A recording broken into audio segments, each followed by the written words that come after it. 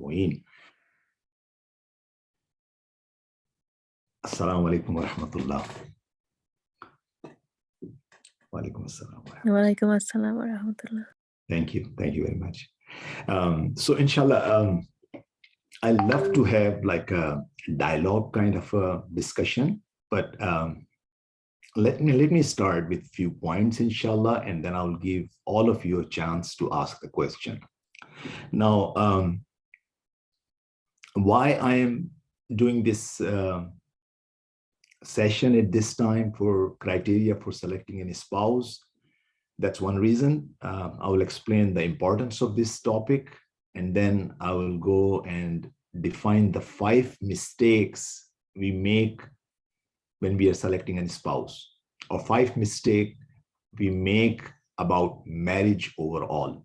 That's number 2.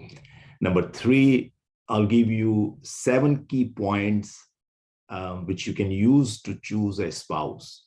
And then after that, inshallah, I'm going to talk about the Islamic criteria of hamkuf, or suitable spouse, inshallah. Please recite aloud salawat. All right, first of all, the importance of this topic. Now, as Brother Ali Raza Beg mentioned, that I'm also involved, Houston is a big community. I'm involved for all this marriage counseling, and like I'm also a teacher at Al-Hadi school. I'm teaching high school, and I'm dealing with all these young people. And time to time, I'm providing them like a counseling sessions with them. After working with all these issues, I realized that there are so many divorces. In fact, you can see the data, like almost 50% of all marriages, they end up in divorce. That's the data in US, and you can find the similar data for our communities. And again, that's like a legal divorce, 50%. There is another divorce, which in a technical term we call emotional divorce. So one of them is like a legal divorce, and other one is talaq-e-atifi, which means there is no real separation, but then both spouses living under one roof, but emotionally they're not connected. They're like, as such, we call this emotional divorce. The effect on children, on the family, is pretty much the same, whether there is a legal divorce or emotional divorce. Now, why I'm talking about the divorce at the time of the selection of, or the criteria of selection of a spouse, because we realize that majority of the time, the mistake happened at the time of selecting a spouse. And marriage just exposed those differences. It's like this, like when you, and again, majority of you may have experienced that when you're going to campus, when you're in university, you have friends with you and you have very good friendship, but then you decide to live as a roommate. As soon as you live as a roommate, then you realize, oh my God, that person is a different person. So that classroom environment or the university was not the proper environment to expose those differences. You see the differences when you start living with someone. Okay, so that's why we feel that selecting a spouse, that we need to set the criteria and we need to discuss those things. I always like make joke about this, that when driving is so easy, with after this automatic transmission, that anyone can drive, right? And again, driving, they require defensive driving, that you have to learn defensive driving. Why you're not learning defensive driving?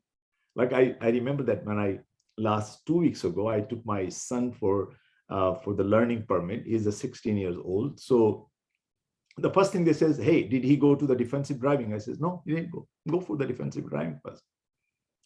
So now I was thinking that says, look, driving is such a simple phenomena, and we have to have an education about the driving. But the marriage, we do not have any education. Then like the young person can come and says, Mom, Dad, I like this girl. I love this girl. I want to marry. And we say, all right, let's go. No, that's wrong. No, marriage also needs to have education. And that's the second reason we're going to have this, we have this session of criteria. All right. So that's for the reason why we are doing this topic at this time, this session at this time. Now, I'm going to count those 5 mistakes we are making in choosing a spouse. Number 1, we are making a mistake of why we are marrying. If I will ask all of you, what's the purpose? What's the objective of the marriage? You have to reflect on this reality. You have to come up with this why you're marrying, why you choose to marry. Some people, they say, I'm 22, I'm 24, I'm 26, that's why I'm married. Other person may say that, look, I graduated from the college, that's why I want to marry.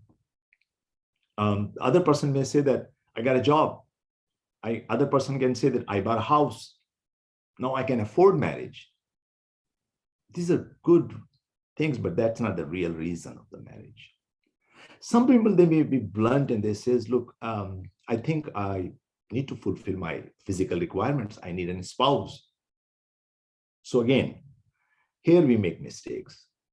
Like anything else, or like any other product, like when we have this why, what, and how, if we are not focusing on why, we'll make mistake.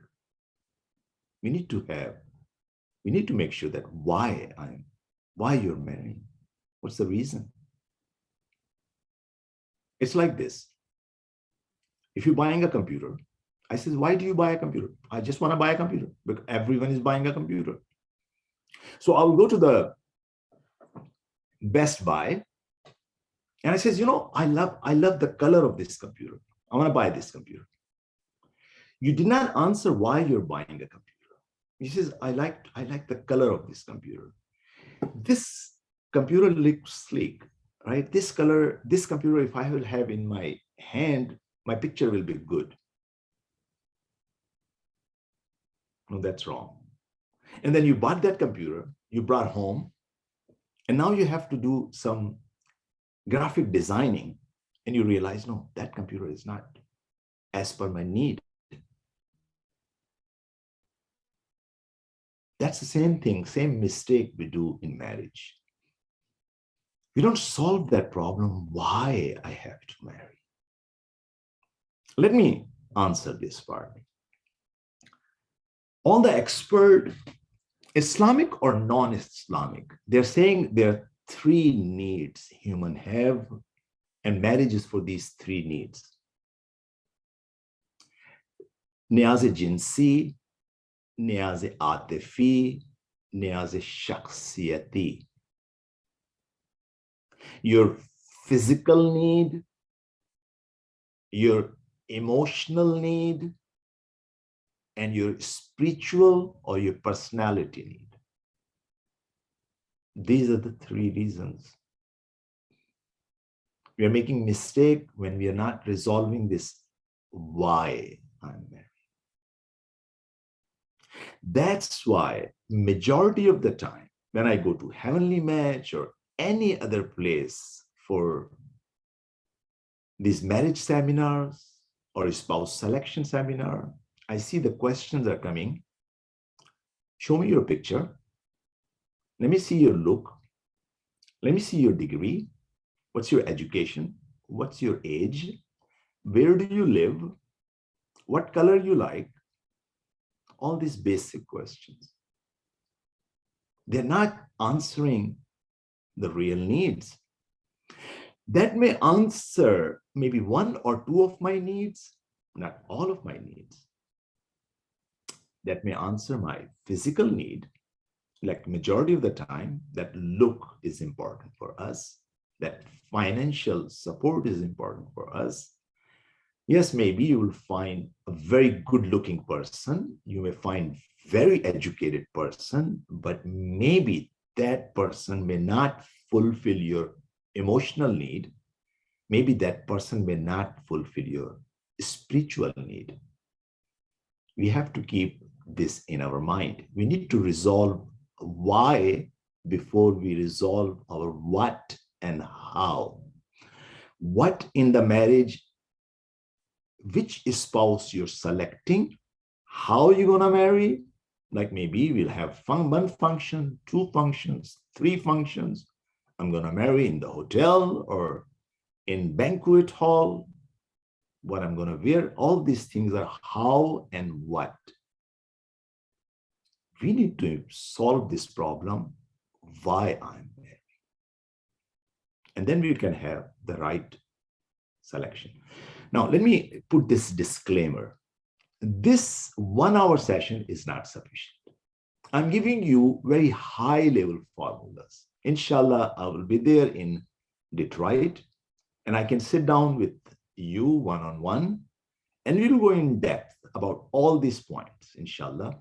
Or maybe in the future, I will record more session, like maybe this is 101, maybe the next one is session number 2, number 3, number 4, number 5.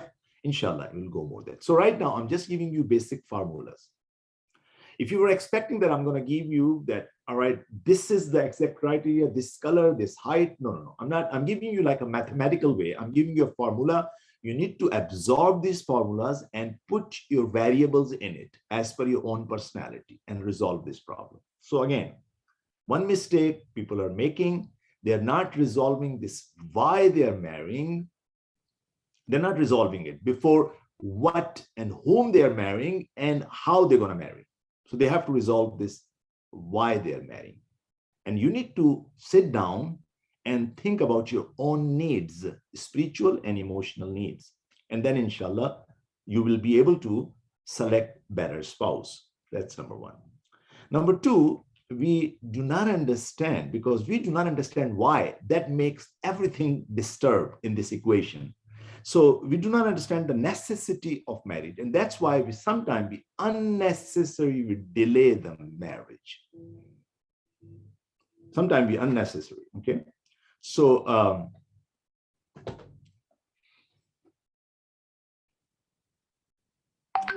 like sometimes when we talk about young people, that is it marriage is necessary or marriage is like okay, it's good to do. When you look, and sometimes majority of the people, they think it's good to do things, right? Let's do it. We have higher preference. Let my education, my other thing, my job, my other things are important. No. Marriage purpose, since we didn't understand the marriage, that's why we think that it's good to do. No, it's necessary for the human being. Like Allah subhanahu wa ta'ala in this verse of Quran, Surah Rum, verse number 21, Allah subhanahu wa ta'ala clearly mentioned that marriage is needed for tranquility, for that sakina in your life. وَمِنْ آيَاتِهِ أَنْ خَلَقَ لَكُمْ مِنْ أَنفُسِكُمْ أَزْوَاجًا لِتَسْكُنُوا إِلَيْهَا. So you can have that sakina. Like in Urdu and Farsi, you have to have that sakoon.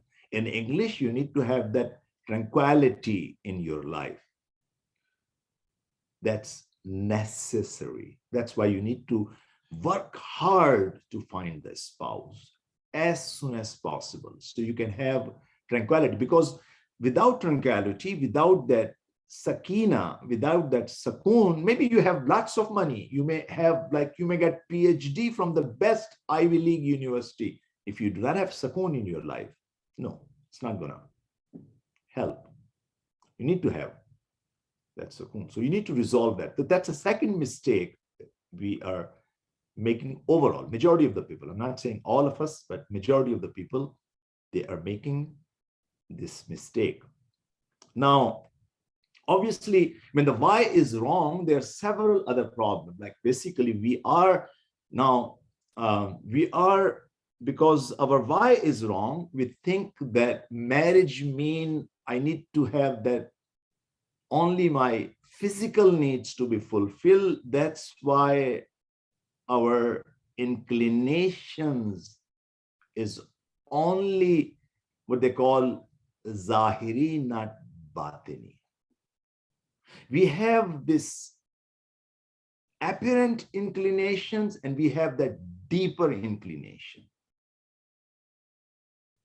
which means in a technical term, we are looking for the personality trait We're not looking for the character traits. Personality trait is like, how's my personality is the appearance of my personality. And I can impress, or you can impress, or you may find a spouse, he can impress you by his personality traits. Nice hairstyle, nice clothes, a smile on the face. But then deep down, the character trait, which was loyalty, fidelity, trustworthiness, we need to test that also. We need to create that inclination. And how we do it, again, that's another discussion. Inshallah, I'm going to open up when you have question, or maybe when I will be in Detroit with one-on-one discussion. That's a third mistake we are making. And then fourth one is also very related, which means we use basar than basira. Again, pay attention. I'm going to repeat that. It's a beautiful word. We use our basar, our eyes, then our insight. Make selection. We use basar, not basirat. Basar means these eyes. Basirat means the eyes of your soul, or the intellect. It's a beautiful hadith from Prophet Muhammad sallallahu alaihi wasallam. He said, "Laysal ama man ya'ma basaruhu." That person is not blind who lost his eyesight. Innamal ama man ta'ama basiratuhu. In fact, only blind person is someone who lost his insight, basirat. So the fourth mistake we are making is that we are not using our basirat to recognize. Imagine someone, a blind person, is selecting something. No, he can make mistake. If we have this basirat, and again, these are deeper topics. I'm really going through real fast. I'm gonna go through these so I can go and cover the other part. But then again, remember this part, that you need to resolve that why. You need to explore that. What's your sentimental need? What's your emotional need? What's your spiritual need? All of us, we have a spiritual need. Whether we call ourselves religious or not, all of us, we have a spiritual need. Whether we call ourselves religious or not, all of us, we have emotional need. And then again, we need to analyze that. We need to use our basirat in order to select a spouse, not just by basar. And then the fifth mistake people are making is they're relying on their own intellect. No, they have to, because sometimes our intellect is tilted or influenced by our instincts. We need to get counseling. When we are making the final decision, we need to have counseling. Okay, we need to basically, and again, that's an Islamic one, وَشَاوِرْهُمْ فِي الْأَمْرِ. Allah subhanahu wa ta'ala even ordered that you do counseling before you make the final decision. It's a lifetime decision. You need to have some trustworthy counselor, advisors, whether that could be your parents, maybe your uncle, maybe someone as a teacher, someone alim, someone basically who have the cool head, so you can share your issue with his intellect. When you're asking an advice, you are basically sharing their intellect. So these are the 5 mistakes I mentioned that we are making, and we need to avoid these mistakes. Again, let me go to the next step, and I will come back for this first one. If you have any question, please recite aloud salawat. Allahumma salli ala Muhammadin wa ala Muhammad wa ajil farajahum. Now, 7 key points for choosing a spouse. When we go for choosing a spouse, we forget one thing, the most important thing. We need to choose ourselves first before choosing a spouse. He says, what do you mean? Let me give you one example and then you can understand. Choosing myself, I need to analyze myself. Sometimes we think that we know ourselves. We do not know ourselves completely. We need to analyze ourselves. It's like this. Let's say I'm using glasses. I have a problem with my eyesight. I go to the doctor and they says you're uncomfortable. You need to buy glasses. I says, all right, I'm going to buy the glasses. I'll go to these shops. They're selling eyeglasses, and I start looking glasses. I'm looking for the color. I'm looking for how nice the glasses are. I can put the glasses. I can see how good I'm looking in those glasses. I'm seeing whether it's like a plastic or metal. Oh, I'm looking at everything.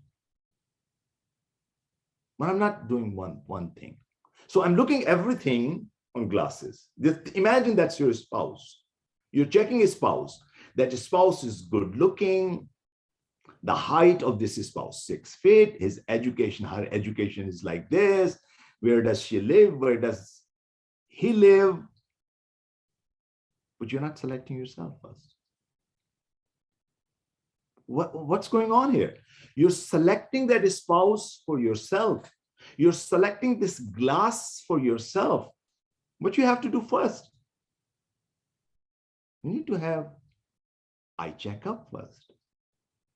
If I buy that glass, I'll buy the lens without getting a prescription first, and I'll put that beautiful, nice colored glass, and then I realize, oh, I'm still not comfortable because that glass is not for me.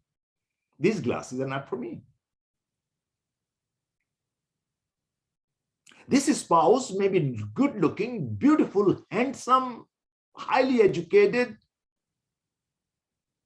but that person is not for me because that doesn't fit with my personality, with my emotional health. So the first thing, and majority of the people, they're making this mistake. First thing what you need to do, you need to discover yourself, who you are. Don't rely that you know yourself. No. Discover yourself first. What makes you angry? What makes you happy? Think about it before you select a spouse. Maybe what makes you extremely angry, maybe that other person don't care about that thing. Maybe what makes you extremely angry, maybe that other person enjoy that. Maybe you have a personality, you like, let's say you like traveling. You like traveling. You love to see the world. And your spouse, you select a beautiful personality, highly educated, but that spouse said, you know what, I hate traveling. I like to live like, I like to buy a big, good, nice house. I'm like a seculated person. I just wants to have like this peaceful life. I don't want to travel.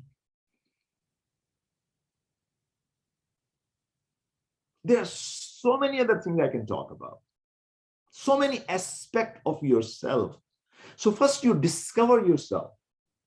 Have pen and paper and write down the criteria of yourself, who you are. What's your emotional weaknesses? What's your emotional strength? What's your akhlaqi weaknesses? What's your akhlaqi strength? What makes you extremely happy? What makes you extremely sad? And why?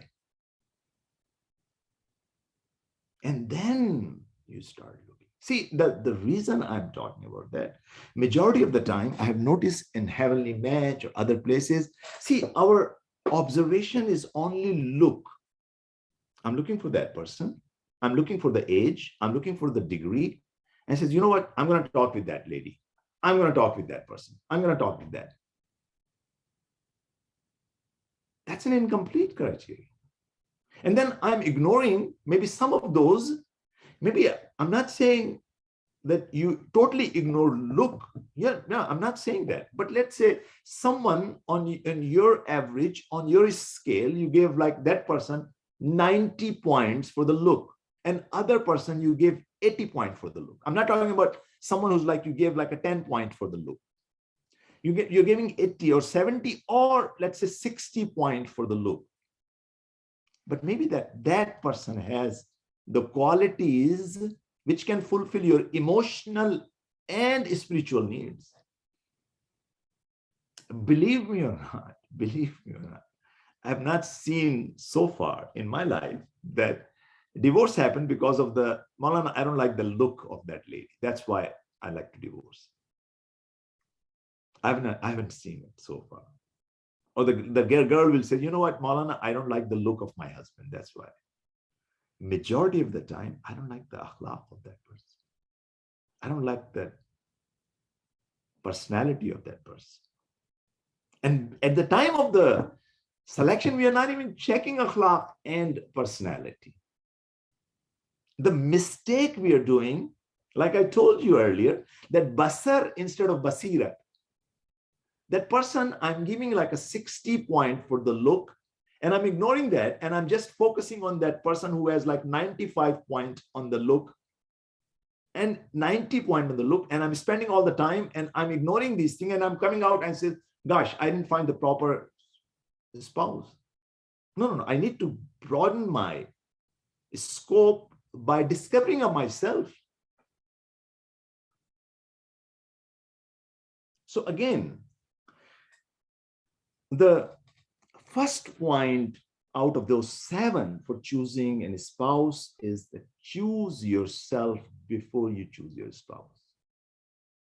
Have prescription before you choose the glasses. And then second one is that you create the criteria for yourself. You sit down and write down the criteria for the spouse. See, it's very simple. If I will ask all of you says, Maulana, yes, I like to have religious. Some of them will says, I need very religious. Other person says, moderate, right? Or some person says, hijabi versus non-hijabi. Or some other person that brother need to be religious person. No, when you sit down for the criteria and at the time of conversation, you can have I specify your criteria. Because I have seen that someone says like, are you like you like to do hijab? He says, yeah, I like to do hijab.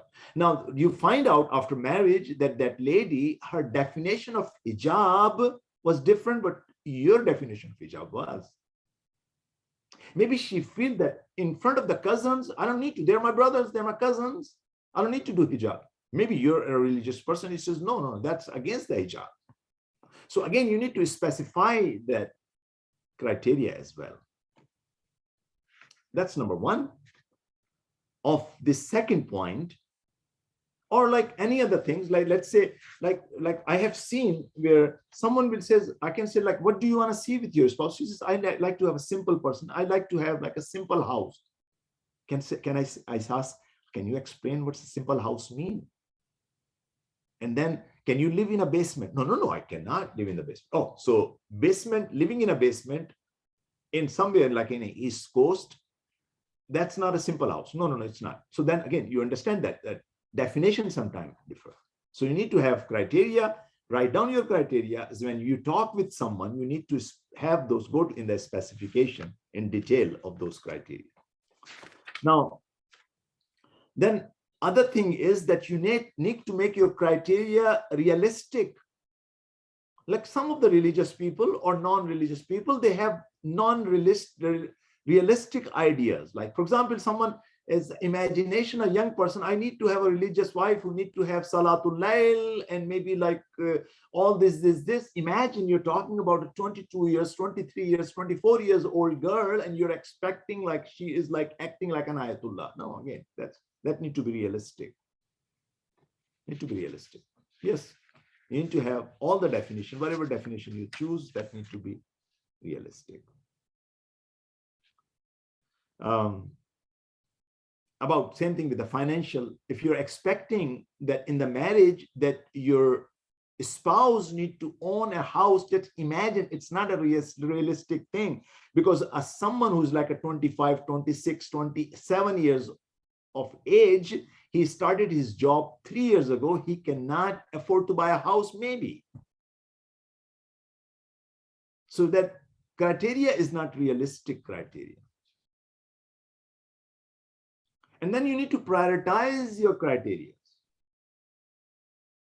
You need to prioritize that that's my highest priority, that's priority number 2, that's priority number 3, that's priority number 4. And then again, some of those things you basically have in your mind, you can change it if you feel that that has a less value. I don't want to spend more time. My time is getting over. So let me spend time on some of those other criteria. Inshallah, as I said, I'm going to answer this later on. Now,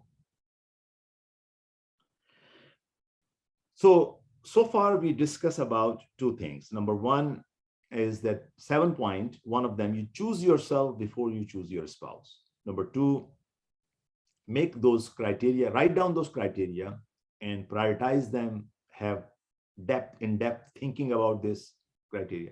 Number 3rd point, do not have intellectual selection rather than emotional selection. Most of the time, when we love someone first and then we think about the criteria. No, that's wrong. It's too late. Again, here you already attach your heart with someone. Now you're not gonna listen to your aql, you're not gonna listen to your intellect. You're not supposed to do that. First, you need to use your intellect and basirat, and then go by your heart. Definitely, the 4th step is that you need to have conversation, definitely. And you discuss all those like mayar, you find out your vision, your goals. It's possible that maybe your vision is that you need to go south. The other person's vision is, no, I need to go to the north. Again, that criteria is wrong. Maybe everything is matching, but your goals are different. A person says like, I like to live in Hollywood, near Hollywood, because I like the downtown lifestyle. Other person says, no, I like the peaceful lifestyle. Again, you need to sit down, and that's the 4th one. You need to have this conversation with your potential spouse. And again, after that, people make claims, so you need to do some research, give some time for the research. The next one is like you need to do counseling, like I mentioned earlier. And the last but not least, you need to do tawassul. You need to connect yourself with Allah subhanahu wa ta'ala and ask help from Allah subhanahu wa ta'ala. Now, when you're choosing that criteria, one of the terminology which used in Islam is this hamkuf, or suitable match. We have this is Islamic terminology, and in fact, it's an intellectual terminology that you need to have a suitable match. You need to, when you're selecting a spouse, these are the few things you need to keep an eye. One of them, the highest priority is their belief system. Their belief system need to match. Very high priority. Maybe you may have age difference, maybe you may have a height difference, you may have other differences, but that can be affordable, but not the belief system. It should not be, because the belief is like an engine of all the motivation in a human's life. Okay, Someone belief system is that I love money, and in my life, the first and the last thing is dollars, and your belief system is something else, then again, it's not going to work. For someone, people's opinion matters most versus someone's Allah subhanahu wa ta'ala opinion most, they cannot work together. Like, for example, someone will invite you in a marriage, after your marriage, and someone is inviting a party, a birthday or something, and over there, one spouse is saying, I'm not going over there because that they have dance, they have music. Another person says, look, what people will think about us. So again, for one person, people's opinion matter, other person, Allah's opinion matter. That they have a difference of opinion in Iman, their Iman levels are different. Again, that's hard. That's a criteria you need to look. That's the most important criteria. Akhlaq is a second one. One person wrote to Imam Rida alayhi salam, can I marry my daughter with this person? Seems like a suitable match. He is Muslim, he is Mu'min, he is all those things, but he has an anger problem. He's bad akhlaq. Imam said, do not marry your daughter with that person whose morality is not matching with your daughter. Akhlaq is the second most important criteria. Second priority on that after Iman. Family is another criteria. We have ahadith Islamically that people's gene effect on their akhlaq, their upbringing effect on their akhlaq, and their future children. So you have to select suitable family. Intellectual level, there should not be a big difference intellectually. And again, of course, physically, Islam allowed you to go and physically like each other. Even Islam allow that, for example, a man, if he's interested and he's serious, another party realizes that person is serious, that Islam even allowed that. All right, fine, you can see the face, you can see the hair, so you can have this liking. Inshallah, I'm going to stop here so I can give some time for question and answer, inshallah. I'm sorry that, as I said, there's like a very high level criteria, as I mentioned. I hope that will help all of you, and inshallah, I will be there in Detroit, and I will try to spend as much as time with you guys, inshallah, one-on-one, and maybe as a group with all of you, inshallah, and I will try to answer all of these things. Thank you very much. Assalamu alaikum wa rahmatullah. Thank you, Agha. Thank you so much. If anyone has any questions, they can ask Agha right now or type it on the chat, and I will share that with Agha.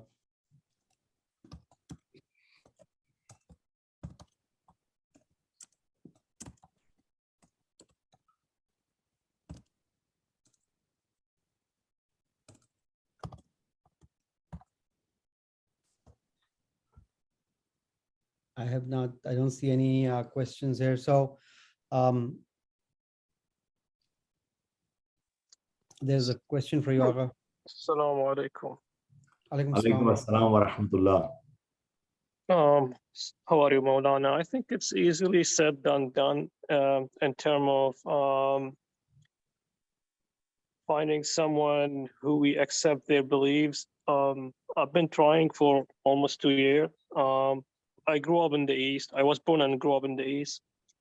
So I see there is a big difference between our beliefs. And I actually don't know what to do.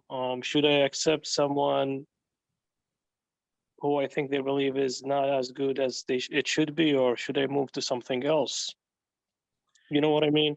Yes, I understand what you mean. So, Bismillah ar-Rahman ar-Rahim. First of all, when you're going through this criteria, when you're writing your criteria, these are the things I like, and you ask the same thing from the other side, and they will write down that that's my akhlaq, that's my belief system, and you see disparity among them. So if that akhlaq, as I said, you need to prioritize also your criteria. Something which you cannot bargain. You think that makes you extremely angry, that makes you extremely upset, and you cannot live with that. Let's say it's your iman. You believe that you love Ahlul Bayt, and someone is basically have no value for the Ahlul Bayt, or they're not ready to learn or anything. Some of these areas will be red lines. You say, these are my red lines, I'm not going to go. Of course, you're not going to go with that spouse. But then let's say you find that another person, you have difference of opinion about few of this thing, akhlaq, and you write down with the first meeting, second meeting, third meeting, and then says, look, that's the difference of opinion. Can we work on each other? And when you know each other, that already you have these differences, and that's lower on the priority list, then yes, you can go marry. Because when you know each other already, and they know that, okay, these are our weaknesses and we will improve, then yeah, you give a chance. Because like I mentioned, this, like the second point I may make earlier, that for that 5 mistake, you need to understand that marriage is necessary. I did not cover one other thing. The marriage in this world is also a trial. You'll have a trial anyway. Okay. You're trying to make your trial easy, but the trial is there. You'll have a trial. Okay. Our life is trial in this world. So yes, that may be through her, you will improve your life. Inshallah, you will build your akhirah. There are multiple questions. Let me go. Let me read the first one. This is from a sister, and it's a long question, so I'll go slowly.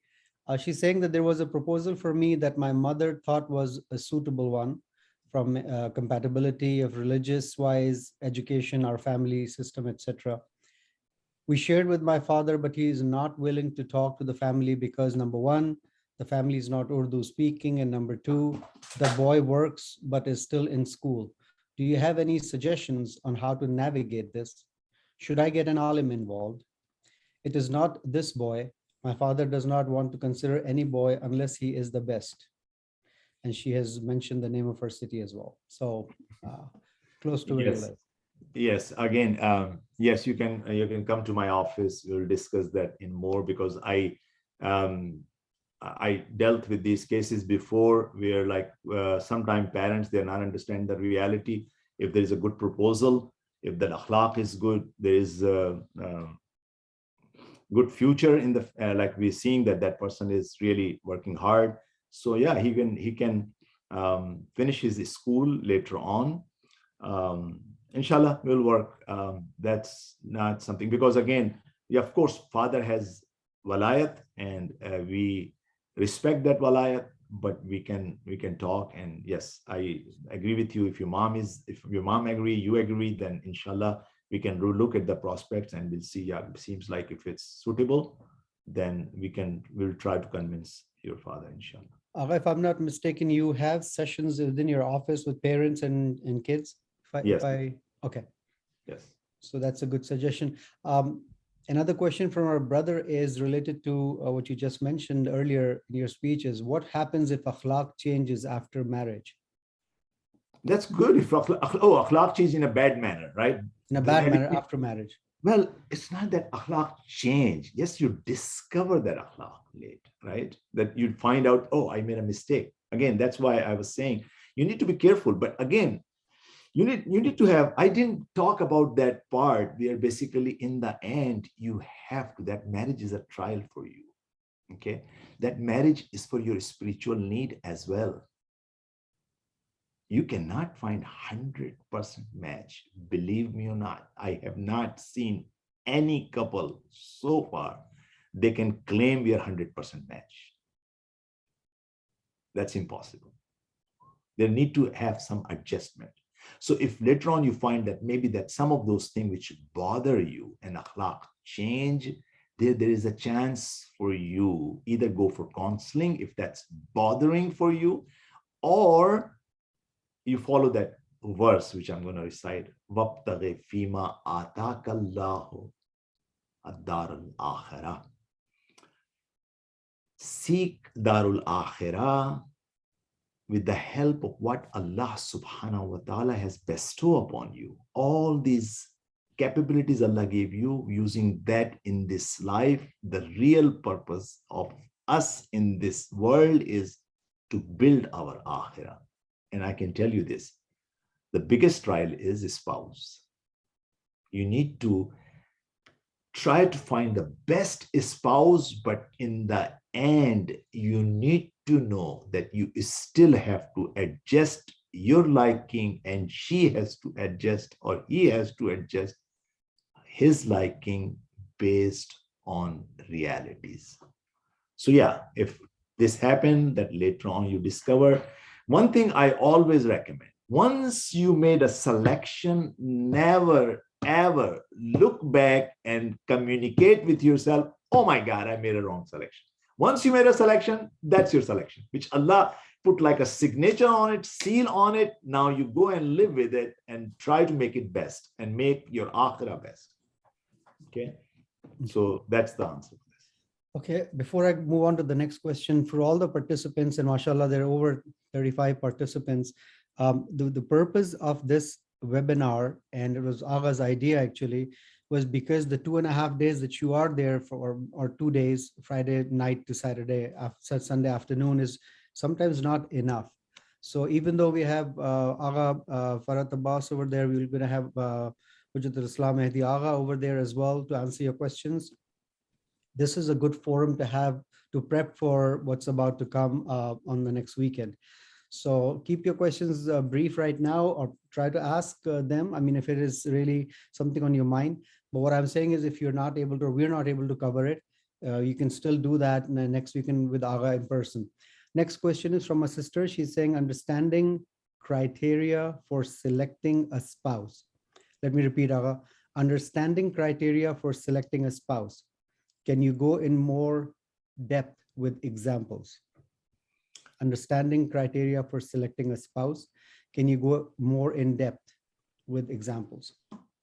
Right. So like I gave this example, understanding criteria, like, okay, if I don't know if I understand your question properly. If not, then you go and speak up, or basically write down that I'm not understanding you maybe.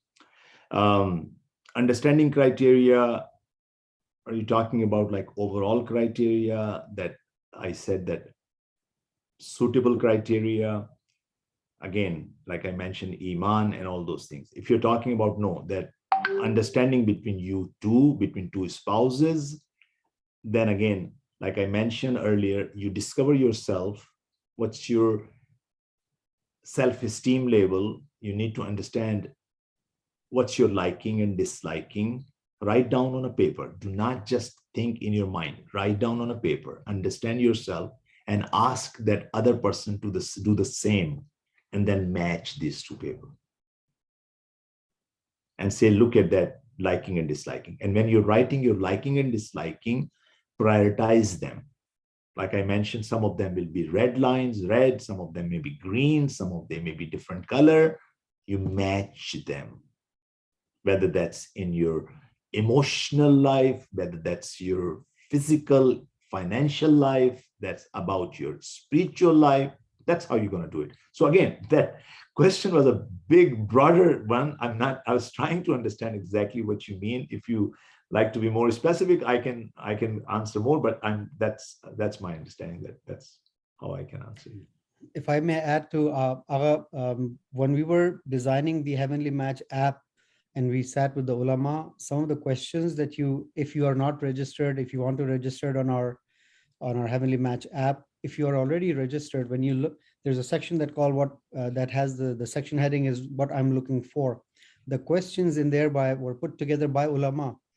And some of the questions are, for example, would you like your spouse to have a hijab or beard, or would you like to have your hijab, your spouse to consume only halal food? The reason behind those questions was to give you some flavor, some idea, some very high level, do I even want to go in that direction? As Agha was saying, you had to go deeper. So again, we can discuss that in person as well. The next question is, it's a good question. It's harder to figure out someone's personality. it comes out more after living together, after marriage. What questions do I ask to better figure out their temperament and personality before engagement or nikah? So inshallah, I'm going to, are you planning to come over there in Detroit? If you are, then I'm planning to have this questionnaire, which I'm going to inshallah discuss over there. It's a long questionnaire where you have to ask and somehow discover other people's personality. Like you sit down with them and ask for their priorities, their liking, disliking, their goals in the life. And then you say different why you like this, why you don't like this. Obviously, still you'll not be able to discover the complete personality. That's why we have this, like, remember that 7-point I mentioned, that you're looking for the criteria, then you have a discussion, and then you have a research, that where you basically research. Oh, what about like how do you figure out someone has extreme anger issues?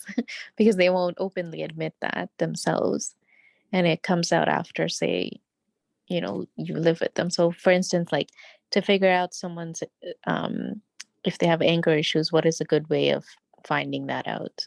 Right. So that's why, that's one of the point in my 7-point was research, right? So sometimes this research you do with best friends like college, universities, and parents, or someone, basically they're approaching them and says, hey, do you know this person? How's the akhlaq? Is what about his anger problem? What about, like, is he like any involved in any activities like drugs or anything? Research. And the best people to research are the best friends. Somehow, if someone can approach to the best friends, they can find out. That's one thing. The second thing, which people highly recommend, that you do not marry immediately. You need to have that sigha or something. And after that sigha, the people become comfortable when they're talking with each other. And that's the time to discover each other. I have noticed that during the sigha, when people, they're talking with each other, they're more comfortable and their personality open up more. Okay. Before, for the permanent marriage, that's why Allah subhanahu wa ta'ala gave us this option. When the two parties are serious, they can have that sigha and they can talk. That's like I was reading that that one of the great expert in Iran is, his name is Mohsin Abbas Waladi. He said that this period over there, they call like this sigha period as aqd period before the rukhsati. They says that this is the best time to discover other person's personality. And then you can make the decision, yes or nay, because again, you should not get attached during this time and basically discover the other person. Thank you, Syed. Last couple of questions. And before I answer that, somebody's asking how many people are using the app. Brothers and sisters, we have people joining on a weekly basis. Now, how often are they checking their app? We try to give the control in your hands. When the app was built, there's only one time that the admins get involved, and I'll discuss that on Friday or Saturday when I see you all. But we try to give the onus back to the user. If you're trying to reach out to someone and they're not responding, you can reach out. You can email heavenlymatch@muslimcongress.org. You can reach out to us, and there's a whole networking team. I don't want to take too much time here. I can explain on Saturday, but we can assist you outside of the app. But it's not up to us. Like, if you reach out to somebody and nobody's responding, we can't do much about it. And also keep redoing your research or your search criteria because of the new candidates that are joining. Next question from a brother. He's saying, thank you so much for the helpful thoughts and advice. One issue with what you've mentioned is separation of genders. But separating genders, it seems that you're suggesting, what you're suggesting is actually harder to determine. As a result, people seem to be focused on the exact traits you're saying not to focus on. Often it's things like age, race, ethnicity, height, profession, dialect, earning potential, etc. Any app, Muslim WhatsApp group, Muslim event focuses on these characteristics. So how can this paradox be resolved? Separation of genders versus getting to know someone's character, and other suggestions you mentioned which are difficult to identify in separation of genders. Thank you. Yeah, I agree. It's not easy. It's not easy. That's why we said that require education. And that's what I said, that if we, inshallah, we'll discuss those things. The questionnaire you can ask from other person while you're like at the time of proposal. And then again, we have an opportunity that you can have, like, for example, if you like, other party will like you, then you can have that siga time. And after that, you can have like 6 months siga. You're talking over the phone and talking with that person, and you're discovering that person. But let me tell you a thing. If you're after like idealistic thing, it's impossible. In this society, the lesson is from this society. The people they're living as boyfriend and girlfriend and they're sleeping together, still they cannot live together. After marriage, they're still getting divorced. There is no such thing as an ideal thing. Okay. We are making ourselves fool if you're looking for the ideal thing. No, you do best and that's it. Rest, you need to compromise. You need to basically change yourself. The best option, again, you cannot say that, look, we have to remove all these separations and basically let them mix together. There is the chance of the facade is higher.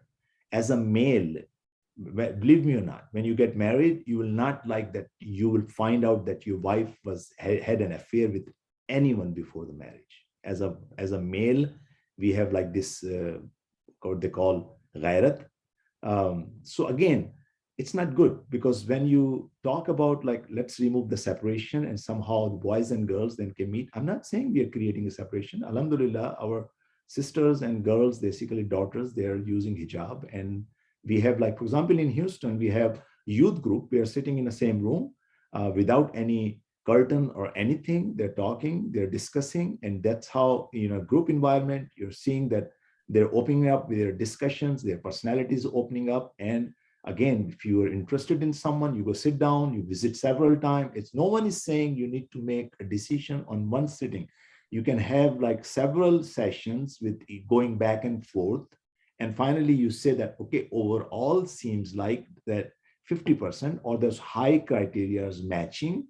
We have that suitability. And then rest of them, again, I'll find out after siga, or I will have compromise. If you're looking, see the worst one mistake people are doing. We are going too extreme. Okay. Some people, they're not even looking for any criteria and getting married. Some people, they are so precise and they're so picky. They're waiting and waiting and waiting and waiting and waiting. And they're reaching to an age where now they're not finding a suitable match. That's very hard. These are the two extremes. Okay. So I'm trying to cover that extreme. That says, look, no, it's not just like that part. You need to be flexible. There are, for the marriage, I have these 3 things. Inshallah, I'm going to talk about that later on. I call 3 T's: Taghaful, Tasahul, Ta'amul. Taghaful, Tasahul is the second one. Take it easy. If we take that microscope and start analyzing someone else's personality, as such, we are announcing I'm perfect. I'm looking a perfect partner. No, that's not right.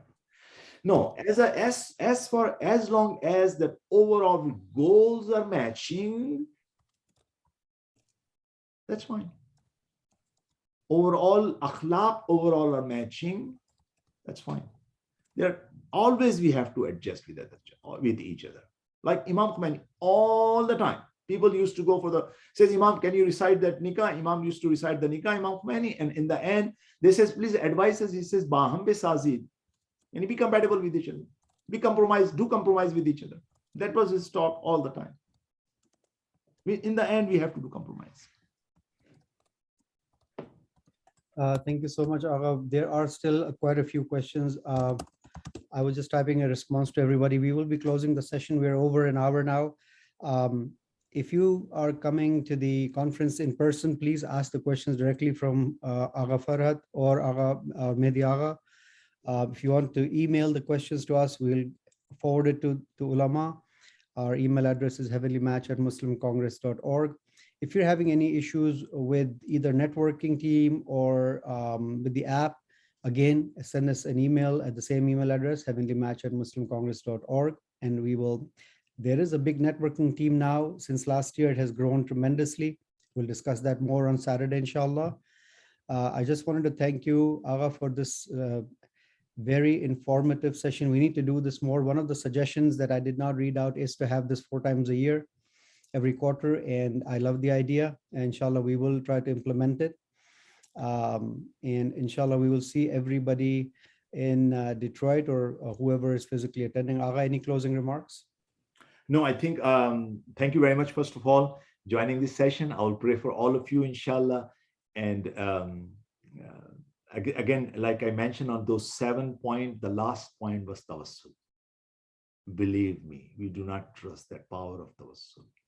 We have to ask from Allah subhanahu wa ta'ala. I remember that when I was in Hausa and we were looking for a good teacher, always people says, go to Hazrat Masuma and ask dua from Hazrat Masuma. And that's exactly what we did. And we get surprised. We go to the Hazrat Masuma, we ask, Ya Masuma, please help us to find a good teacher. And always we found a good teacher.